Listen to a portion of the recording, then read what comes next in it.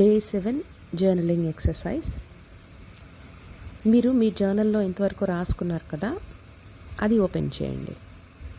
ఎక్కడికంటే first exercise చేశారు కదా డే 1లో, దానికి ఓపెన్ చేయండి.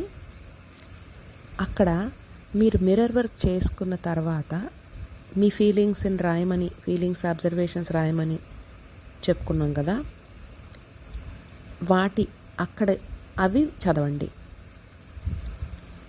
అయితే ఇప్పుడు కొత్త పేజ్లో ఏం రాస్తారంటే,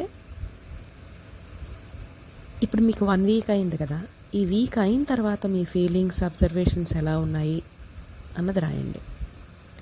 సో మీరు ఫస్ట్ డే చేసినప్పుడు వచ్చిన ఫీలింగ్స్ అబ్జర్వేషన్స్కి, ఈ 1 వీక్ అయిన తర్వాత చేసిన ఫీలింగ్స్ అబ్జర్వేషన్స్కి ఏమైనా తేడా ఉందా, ఎక్సర్సైజెస్ ఈజీ అవుతున్నాయా లేదా.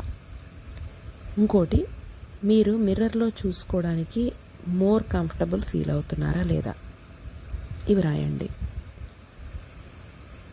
మిర్రర్ వర్క్ చేస్తున్నప్పుడు మీకు ఎక్కడ సక్సెస్ వస్తుంది, అంటే మీది ఏది ఈజీగా చేయగలుగుతున్నారు అన్నది కూడా రాయండి. ఎక్కడ మీకు డిఫికల్టీ వస్తుంది, అంటే ఒక పర్టికులర్ వర్డ్, మొన్న అన్నారు కదా పర్టికులర్ వర్డ్ చెప్పినప్పుడు నాకు చాలా డిఫికల్టీ వచ్చింది. సో అలాగ కొన్ని ఉంటాయి కదా మీరు మిర్రర్ వర్క్ చేస్తున్నప్పుడు. సో ఎక్కడ ఈజీగా ఉంది, ఎక్కడ డిఫికల్ట్గా ఉంది, అవి కూడా రాయండి. సో మీకు డిఫికల్ట్గా ఉన్న ఏరియాస్ని బ్లాక్స్ అంటారు కదా.